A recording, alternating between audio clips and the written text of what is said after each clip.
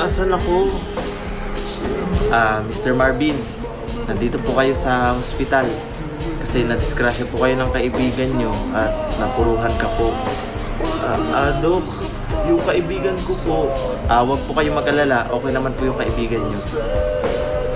Mabuti naman po. Teka, asan si tatay? Tay? Yung tatay mo ba?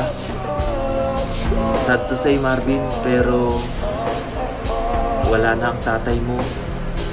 Ha? Kasi idinonate niya yung mata niya dahil nabulag ka dahil sa pagkabangga nyo. Tapos ibinenta niya yung